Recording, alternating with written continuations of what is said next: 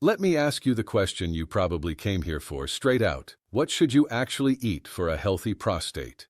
Curious. It sounds like it should have a simple answer. Some special food, some miracle vegetable, maybe a supplement in a bottle with a confident-looking man on the label. And the internet is more than happy to sell you exactly that. Type prostate into any search bar and you'll be buried in "eat these 5 foods" and "the one thing that shrinks your prostate." Thoughtful. So I'm going to give you the honest answer today, the real one, not the one designed to sell you a jar of pills. It's less flashy than the marketing, but it's true, it's simple, and it actually works. And I'll show you how to spot the hype so you stop wasting money on it. Fair warning before we start. This is general information, not a plan for your particular health, and there's no product waiting at the end of it. If you've got specific concerns or you're on medication, run big diet changes past your own doctor first. I'll give you the bottom line first, because you deserve it without a 10-minute wait.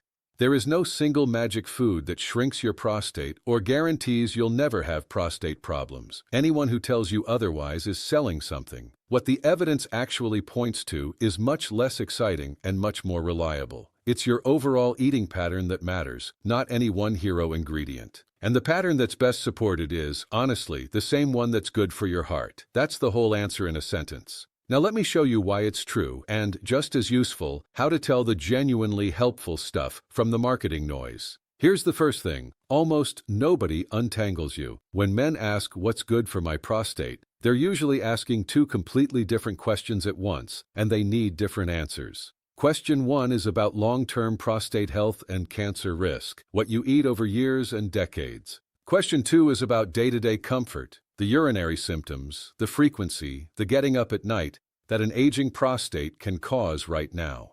Food affects both, but in different ways, and mixing them up is why so much advice feels contradictory. So let me take them one at a time. For the long-term picture, the most useful principle I can give you is this: what's good for your heart is good for your prostate. That's not a slogan, it's where the evidence keeps landing. That means a pattern built mostly around vegetables and fruits, whole grains instead of refined ones, healthy fats like olive oil, and the fats in nuts and fish, and beans and legumes. Fish a couple of times a week, less red meat, and especially less processed meat like bacon and deli meats. If you've heard of the Mediterranean way of eating, that's essentially it, and it happens to be one of the best studied, most sensible eating patterns there is, for your whole body, not just one gland. Now, the superfoods you've heard hyped specifically for the prostate. Tomatoes and their pigment lycopene get the most attention. Broccoli and its cousins, green tea, pomegranate. You've seen all of these promoted. Here's the honest read. The evidence for any single one of them is modest and mixed at best. They're perfectly good, healthy foods. Eat the tomatoes, eat the broccoli. They're great for you. Just don't believe that any one of them is a shield against prostate disease, and don't pay a premium for a prostate formula built around an extract of one. Eat them because they're part of a good pattern, not because they're magic. They're not. And a couple of honest cautions on the other side. Some research links very high intake of dairy and calcium, think large amounts every day, with a bit more prostate risk, so the sensible move is moderation, not cutting it out. And a diet heavy in red and processed meat and fried foods tends to track with worse outcomes across the board. None of this is about fear or a forbidden food list. It's just lean the pattern toward plants and healthy fats, go easy on the processed meat, and don't overdo the dairy. Now let me save you some money and possibly more than that, because this is important. There's a strong temptation to skip all the food stuff and just take a supplement, a prostate support pill, or high-dose vitamins. I want to be really honest with you here, because this is where good intentions can actually backfire. A large, serious study looked at whether high-dose vitamin E and selenium, 2 popular supplements, could prevent prostate cancer. Not only did they fail to prevent it, but the vitamin E group actually showed a higher risk of prostate cancer. Higher. From a supplement people were taking to protect themselves. So the lesson isn't just supplements don't work. It's that more is not better, and mega-dosing vitamins you don't need can occasionally do real harm. Please don't self-prescribe high-dose supplements for your prostate. If you're worried you're missing something in your diet, that's a conversation for your doctor, who can check whether you actually need anything.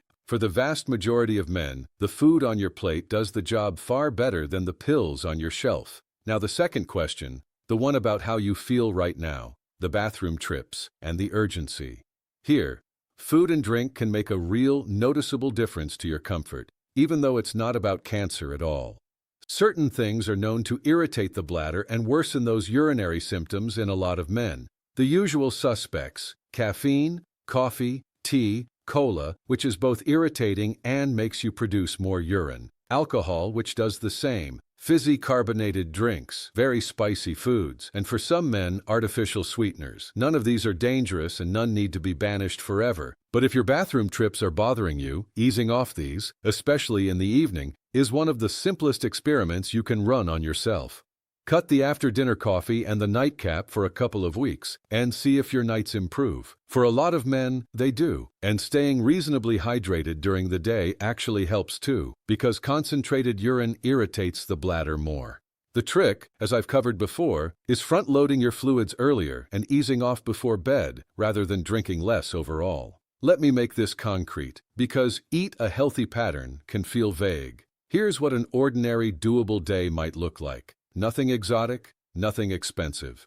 Breakfast: oatmeal with berries and a handful of nuts, or eggs with whole grain toast. Lunch: a big salad or a bowl with beans, vegetables, olive oil, maybe some fish or chicken. Dinner: fish or a modest portion of lean meat, a pile of vegetables and something like brown rice or lentils. Snacks: fruit, a handful of nuts, a bit of yogurt. Coffee earlier in the day rather than after dinner. That's it. That's the prostate diet. It looks suspiciously like the diet for a healthy heart, healthy weight, and healthy brain, because it's the same diet. Your body isn't running separate systems that need separate menus. Let me take the pressure off for a second, because food advice can start to feel like a test you're failing. You do not need to eat perfectly. You do not need to buy exotic ingredients or drink something bitter every morning. Nobody's prostate was saved by a single kale smoothie, and nobody's was doomed by an occasional steak. This is about the direction you're pointed most of the time, not about getting every meal right. Small, steady shifts, a bit more veg, a bit less processed meat, coffee earlier, add up over the years far more than any dramatic overhaul you can't sustain. You've got room to be human here. So, back to the question we started with. What's the best food for an aging prostate? The honest, money-saving answer is that there's no single food and no magic pill. There's a pattern. Eat mostly plants, whole grains, and healthy fats. Go easy on processed meat and very high dairy. Skip the high-dose supplements. And if your urinary symptoms bother you, ease off the caffeine and alcohol, especially at night.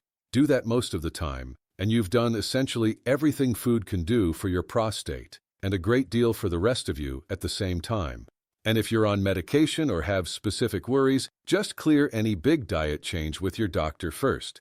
If this spared you from wasting money on a miracle supplement, a like helps other men see past the hype too. And I have to ask in the comments, what's the most ridiculous miracle prostate food you've ever been sold? Let's compare notes. If it's really the nighttime bathroom trips that brought you here, I got into exactly why that happens in another video, and food is only part of that story. Have a look at that next.